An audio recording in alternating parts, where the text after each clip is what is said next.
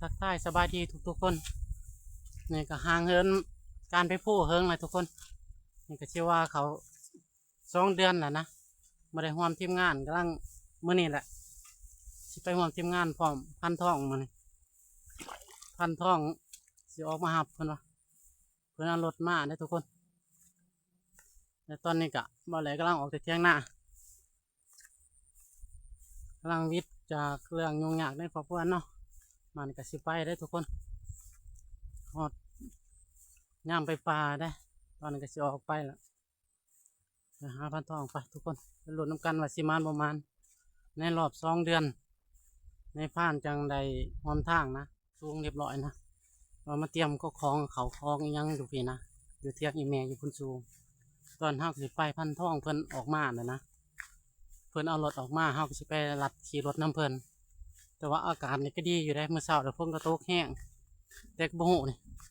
ผ้าห้องไม้จะขี่พ้นห้ามอยู่ไสทุกคนจะสิฮอดผู้หรือบ่นะสุดแล้วไปหาเฮือนพันใหญ่ไปแล้วทุกคนไปนำกันโมโหพันใหญ่เพิ่นสิไปนำหรือบ่นะมื้อนี้ก็ไปลองเบิ่งทุกคนไปสู่เพิ่นทุกคนเพิ่นบ่ไปก็สิได้ไปกับพันทองแล้วกับพันอื่นในทีมงานนั่นแหละไปลุ้นกันทุกคนว่าสิมานหรือบ่มาทีมงานเพิ่นขี่รถถ่ายอยู่พุ่นนะทุกคนแต่ว่าก็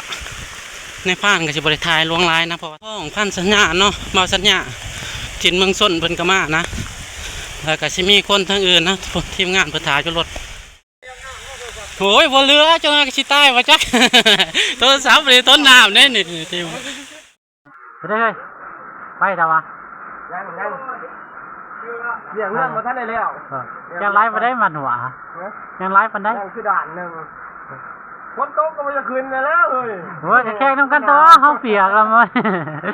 ใช่ว่ามันลงบานเห็นก้อนขึ้นนั่นน่ะมันบ่ประมาณเนาะพายุน้ำยุงน้ำเงี้ยกันพี่พ่อว่าล่ะพ่ออยู่บ่แล้วจะได้ถับพันเผิงถับบักลอยโลมันบ่อยู่ไสบักบกบ่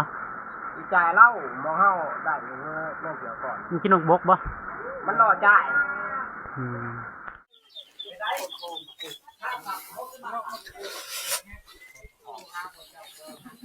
ยังก็ทุกคนหลังจากแข่งผ่าแข่งพ้นมากครับไปได้บันเนี่ยพอดี11น่าขึ้นผู้ในรอบนี่พ้นกับเอื่อนพอดีจากเทว่าแข่งพ้นมากแค่บาน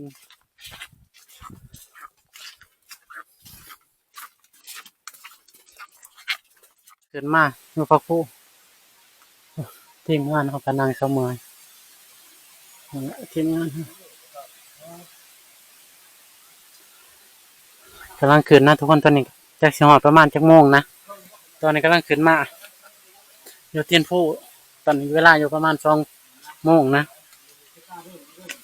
ทีมงานเท่าประมาณ11 คนนะตอนหลังจากพักผ่อนสมองเมื่อยประมาณ4-5 นาทีอะไรมาหวมทีมงานโอ้ยเมื่อยทุกคนเบื่อผู้เฮิงบริขืนกำลังมาขืนนะโอ้ยเมื่อยในยังดีว่าฝนตกนะทุกคนฝนนี่ตกห้ามมาแต่บ้านนี่กำลังมันหยุดแล้วก็มีแดดออกมาแสงกันนอนยามแมลงตอนนี้กำลังเบื่อผู้อยู่ทุกคนโอ้ยเมื่อยนี่คือจุดทำแอร์ที่ว่าเขาสิได้รอดนะรอดทำตัวนี้พอทางมันจะเจอไต่ทำไม่วิจิตรทำเนี่ยก็เรียกว่าหอดล้างผู้ไม่ทีเรียบร้อยนะครับก็จะขึ้นไปพักอยู่ล้างผู้นะทุกคนเพราะมันกระบอกหอนก็ได้มันมีฝนตกขามทำมากเนี่ยก็พอดีหอดล้างมันพักพรพอดีหันปกติขย่ำมันหอนก็จะได้พักอยู่ทำนี่แหละเพราะว่าจะได้อากาศเย็นนะทุกคน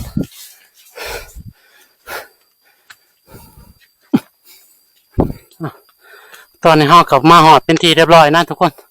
บางทีพักพรนะพักพรถ่ายทีมงานที่ว่าย่างพันธัญญาพันทองทีมงานเศร้าเมื่อย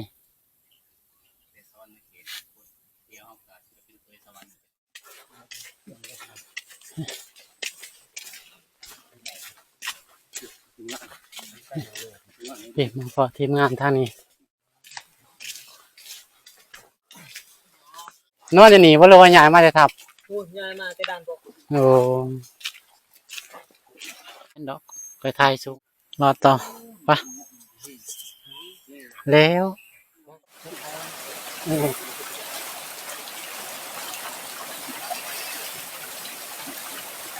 เดี๋ยวนะครับว่าจะการหนาเนี่ยที่นี่ครับโตนนั่งทำละห้างน้ำละห้างนะทุกคนเอามาหอดด้านยนต์เป็นที่เรียบร้อยนะทุกคนแต่ว่ากะค่ำและประมาณ6 โมงเนาะตอนนี้อยู่ประมาณ6 โมงครึ่งนะทุกคนตอนอยู่ด้านยนต์ท่านหอดเที่ยงหน่อยอยู่บอนเคยพาขับฝนตกสิมาพักอยู่ถ้ำนี้นะทุกคนนี่แหละมาพักอยู่ถ้ำนี้ก่อนฝนตกพาล่วงแต่ว่าช่วงยางน้ำทางนะถ้าบริยางน้ำทางก็คือว่าบริพัก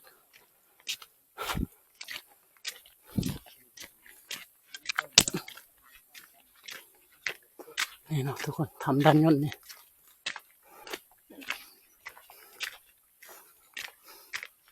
ตัวเฮาสิบริพักนี้นะสิพาเล็งไปเอาเตียงหน่อยจะมันมืดเอาโคมกับเจ้าไหนบริเอาออกมาไต่เข้าไปนอนอยู่ไหนไปงานต่อขึ้นงานครับ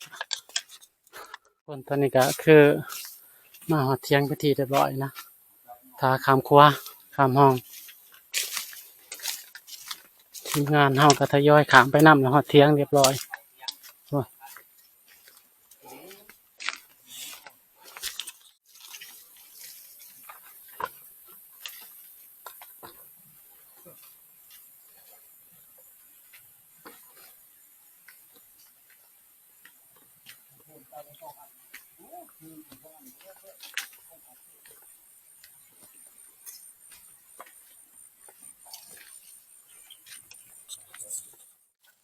เพื่อนบริบินครับ มาทุกคนกินข้าวแรงนำกันต้มกระโปะหรือว่าแม่นขวากระโปะเนี่ย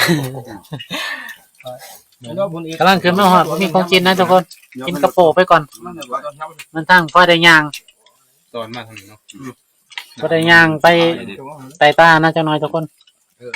นั่นฮะโอ้ยากถูกนี้ใส่กำลังไหนได้เนาะ ขึ้นผู้มั่นลงเสน้องบัวเขาพี่ร่างใจชิมขามพี่ คอยสิไปทั้งบกเขาก็ได้ขอละ บอกก็พอกันอยู่เทิง จับขึ้นทั้งนี้คอยไปทั้งนี้ แมนสิอ้อมพี่แล้วอ้อมพี่ไปพี่เลย โอเค มาทุกคนตอนนี้ก็กินเขาวกินน้ำแล้วกะออกเดินทางไต่ตาเบิ่งมาสิมานบ่มานมื้อนี้รอลุ้นกันทุกคน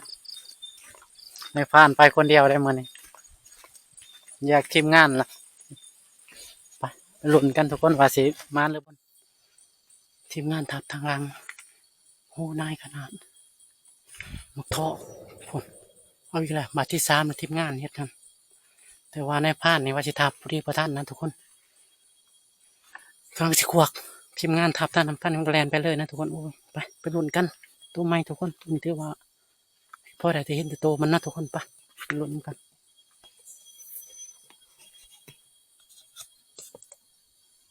เอากับเศร้าทับประจักษ์สิมานประมาณนะพอดีได้ยินเสียงอยู่5 บาทนะทุกคนเสียงกระบังเพื่อนส่วนในบ้านเองก็แยกทีมงานมาคนเดียวนะก็คือพอแต่มูตัวเดียวแต่ละพออย่างอื่นนะในบ้านก็มานั่งนี่แต่เมื่อคืนแต่แยกจากทีมงานมานะทุกคนมานั่ง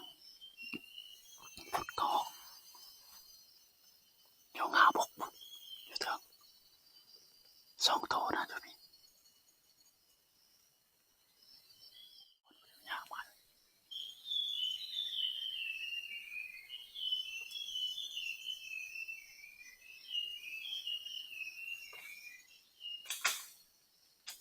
มันกัดบกลงนะทุกคน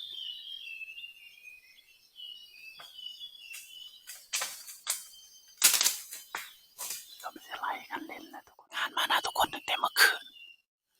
ก็ออกในบ้านจะไปยิงนะทุกคนถ้าลุ้นกันทุกคนว่าจะมีเนื้อใหญ่มาหรือเปล่า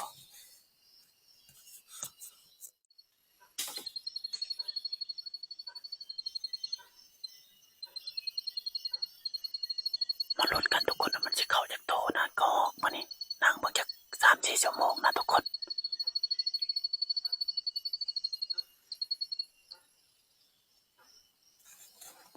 เดี๋ยวงาบุกทุกคน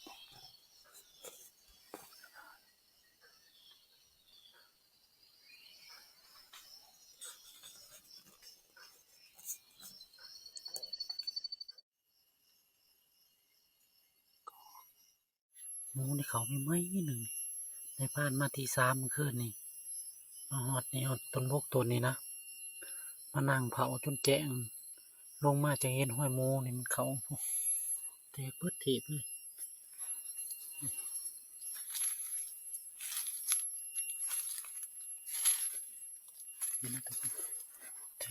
เป็นหมูเมลูกอ่อนนะห้อยมันยังไงเนาะนี่ก็มีนี่หมูเมลูกอ่อนโอ้นายขนาดทุกคนในผ่านมาบ่ท่านก็ไม่มาถึงคำผู้จักจะได้ทับผู้จักเนาะ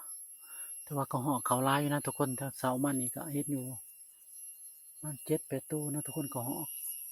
แต่ในผ่านก็ไม่ได้ทับเพิ่นนะเบิ่งโยงกินกับพวกนี่แต่โยงโคตรว่าโยงโอ้มากันสั้นมันอาศัยกอกไม้ขึ้นนะทุกคนหาทางขึ้นมาได้ละสิลงก็ลงมาได้ขึ้นก็ขึ้นมาได้มันได้สั้นก็แม่งขอปีนกกไม้ขึ้นก่อนละรอบเนี่ยพุ่นโอ้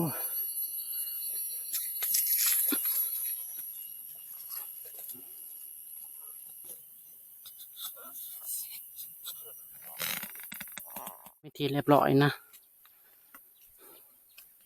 หลังจากที่ว่าในฟ้านไปคนเดียวเมื่อคืนนี่อยากจากทีมงานออกมาห้องนี้หอดลังอาเล่าตอนนี้กะทุกคนบ้าน9 โมงเช้าแล้วตอนนี้แต่ว่าในฟ้านเองก็บ่ได้ยังนะเพราะว่าเมื่อคืนก็พออยู่พอเห็น2 ตัวแต่ในฟ้านยิงบ่ถึกนะตัวหนึ่งมันบ่ให้ยิงก็หมูก็พออยู่แต่ว่าทางทีมงานเพิ่นได้ทับก่อนเนาะจากเพิ่นทับยัง4-5 บาทอ่ะมาลุ้นกันทุกคนมาลุ้นอยู่ทับว่าเพิ่นสิมานหรือบ่มานนะแต่ในภาคยังสิเลาะไปพูดแหละทางเพิ่นละเมื่อ5 โมงเพิ่นลองเบิ่งแต่ว่าทีมงานเฮาก็มีแยกอยู่นะทุกคนแยกไปมันยินเว้าตอนเว้ากันว่าสิแยกไปยิงนกกินบักไห้นะพอนกกินบักไห้ค้ามากกว่านกเป่ากินบักไห้หลายเพิ่นว่าพุ่นแหละถ้าไปลุ้นน้ำเพิ่นหรือว่าพันมองเนาะพันมองพันจันยาเพิ่นก็แยกออกไปพันทองเพิ่นก็แยกนะแต่ว่าส่วนในพันเองหันแยกออกมาคนเดียวก็เลยว่าท่านใดยังอยู่อาศัยทั้งเพิ่นแหละทุกคนมาสิได้กินยังน้องมื้อนี้เนาะเพราะเมื่อวานเขาก็กินแกงกระโปนะคนไทยบ้านสลางเพิ่นแกงตะปูสุกินกะพอไปได้อยู่แต่ก็ยังหิวเขาอย่างตอนนี้ปะไปลุ้นกันทุกคนว่าเพิ่นสิมาหรือบ่มาส่วนในพันก็สิรอเมื่อประมาณ10 โมง 11 โมงพุ่นแหละฮอดนี่คือวิวลางอาเล่านะทุกคนตอนนี้ก็มาพอได้ยินเสียงอาดหมูยังมักบุกอยู่ไหนนะทุกคนในบ้านสิเข้าไปนะแต่ว่าเสียงหมูก็จะได้ทับหรือไม่ได้ทับสิเข้าไปบ้างหมูตัวเดียวนะทุกคนยังบอกในบ้านสิเข้าไปบ้างบนก็สิตกอีกแล้วทุกคนตอนนี้มีรุ่นได้ยิงเลยทุกคนในบ้านยิงประมาณ50 โลนี่แหละไปซ้ำไปรุ่นมันแลนไปทางนั้นนะทุกคนสิไปประมาณนะเป็นน้ำเบิ่งกันทุกคนโอ้ถ้าเกิดถือบ่ถือนะนี่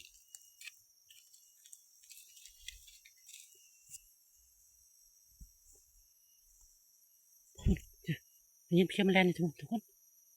สงสัยถืออยู่ตัวนี้ไปนำแล้วก็ทุกคนซ้ำนี่ก่อนเดี๋ยวในบ้านสิไปนำเอาอันทีมงานก่อนทุกคนได้ยินเสียงมันดีดอยู่แต่ว่าจักตัวใดจักในบ้านที่นำถือโอ้ผลกับพ่อผลจักเสียได้จักบ่ไปออกไปนำทีมงานก่อนทุกคนในบ้านยิ่งย่ำได้ผลนี่ต่างบังคับแท้ๆได้นี่ไปทุกคนไปลุ้นน้ำกัน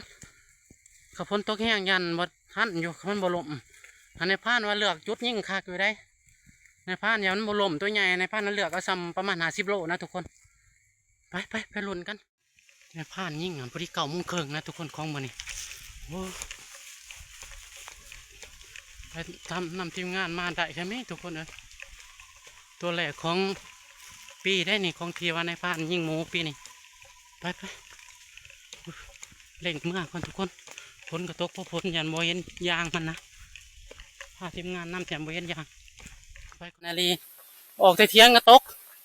มานี่กระตกอีกละพลโอ้สิท่านหมูอยู่ประเดี๋ยวเลยย่างนะสิโมเห็นย่างไปนั่งเห็นห้อยมันหล่มกับข้าอยู่หรอกทุกคนโอ้นายแต่ว่าตอนในพานยิ่งหันมีตัวหนึ่งมันไหลออกไปมันห้องนะทุกคนห้องอีกในพานแลนไปยินเสียงท่านดินมันจะเข้าไปซ้ำแล้วคิดว่าต้นมันดินก็เลยแลนมาเบิ่งท่านพอกลับไปแล้วเรามันบ่เห็นนะทุกคนเลยมานำเอาทีมงานเขาก่อนอยู่เที่ยงไปหากันซอยกันลายหูลายตาเนาะพอพ้นกระตกไป มาพาลูกกินลูก แล้วในบ้านจะยิ่งอยู่ไซจับ ได้ลูก ก็ว่าถือไซของจับ แล้วข้าหน้า เนาะประมาณจะโล ไม่ใช่หรอกประมาณ10 โลนี่แหละ มาจะได้จะโลมันมา กุ้งแล้วแต่ว่าไอ้นี่กูเดียว โอ้ถือว่าบ่เลือกว่าสายเห็นเด้อก็ยิ่งเลย แม่โอ้เดียวลูก ทุกคนเด้อว่ามาหาทีมงานก็ว่ายิ่งอีกตัวหนึ่งนะเพิ่นว่าบ่ใหญ่จักสิได้บ่ได้นะอาจสิไปนำของในฟ้านตัวใหญ่ก่อนจะสิไปนำแกงก็หอกแกงนกนะทีมงานได้มานี่ มากินข้าวมาไป สองถ้วย มาคนตายเนาะ คนกับพ่อพ้นแบบนี้ เอามาแน่เลยเขาในถุง ที่เขาที่ ตอนนี้กระสอบเล่ายา มาด้วย FC ไก่อันนั้นต่างประเทศด้วยในประเทศมากินข้าวกินน้ำนำกันเด้อเราจะไปหาน้ำหมูได้บัดนี้ ไป มา วางคนนิยมของมาบอก นายเด้เอาไว้แล้ว ก็ไว้แล้วเมื่อไหร่ ครบทีมงานกะขาดผู้หนึ่งนะตอนนี้ก็โย2 4 6ตอนนี้ก็มาอยู่10 คนนะทุกคน เขาค้างเขา ทาง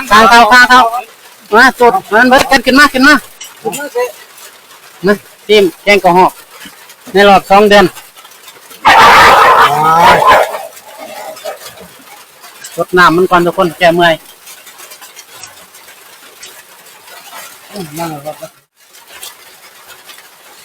แล้วก็สิพาทีมงานไปนำหมูที่ว่าในพานยิ่งนะ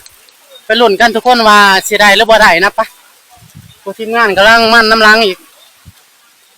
แห้งน้ำจนไหลนะแต่ว่ากะสิเป็นน้ำเบิ่งอันจักได้บ่ได้ก็ลุ้นน้ำกันทุกคนนี่มันยืนอยู่นี้เฮายิงฮะอะไรบ่จะอยู่หั่นแหละนี่หมูอยู่นี่หมูมันยืนอยู่นี่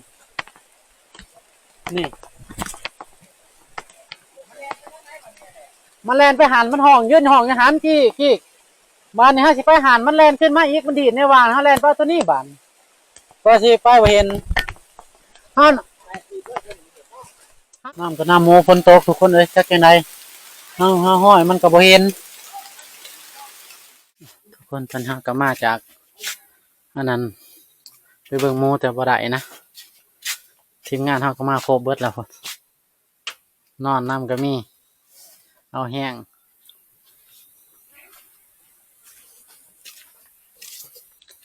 คลิปนี้ก็ขอจบเพียงเท่านี้นะทุกคนเพราะว่ามันประมาณนะถ้าเบิ่งคลิปหน้าว่าไปเมื่อคืนยิ่งเห็นก็บ่ได้ยิ่งหมูก็บ่ได้ถ้ารุ่นมื้อแรงอีกสิได้ยิ่งบ่เนาะทุกคนขอขอบคุณขอบใจทุกคนและ FC ทุกคนที่